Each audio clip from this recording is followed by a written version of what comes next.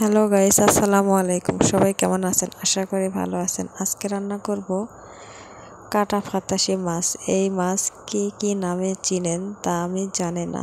আজকে আমি অল্প সময়ের মধ্যে অল্প মশলা দিয়ে এই মাছ রান্না করব। মাছটাও ছিল অল্প পরিমাণে, আমি তাই অল্প পরিমাণে সম্পূর্ণ মশলা দিয়ে দিলাম। এই মাছ এরকমভাবে ভুনা করলে খুব ভালো লাগে। অল্প পেঁয়াজ, মরিচ, রসুন, আদা, জিরা সম্পূর্ণ কিছু আমি অল্প অল্প করে দিয়েছিলাম। সম্পূর্ণ মশলা কষিয়ে নিয়েছি। এবারে দিয়ে দিলাম লবণ, হলুদ আর মরিচের গুঁড়া। এগুলো অল্প পরিমাণেই দিয়েছিলাম। মশলা কষানো হয়ে গেলে দিয়ে দিলাম পরিমাণ মতো পানি।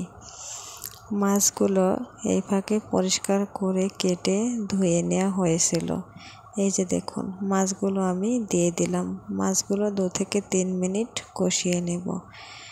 এই মাছ এরকমভাবে ভুনা করলে গরম ভাত দিয়ে এর কোনো তুলনা নেই। মাছগুলো কষিয়ে নেওয়ার পরে আমি অল্প পরিমাণে পানি দিয়ে দিলাম।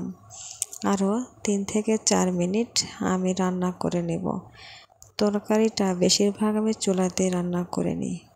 এবারে দিয়ে দিলাম অল্প পরিমাণে ভাজা জিরার গুঁড়া। একটু ঝোল আছে, আমি এর মধ্যেই দিয়ে দিলাম। আরও কিছুক্ষণ চুলাতে রেখে দেব।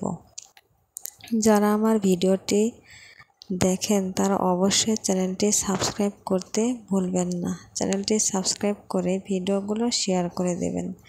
এই যে দেখুন, রেডি হয়ে গেল ছোট মাছের ভুনা রেসিপি। দেখতে মাশাআল্লাহ অনেক সুন্দর হয়েছে, খেতে তো অনেক মজা হবে। আল্লাহ হাফেজ।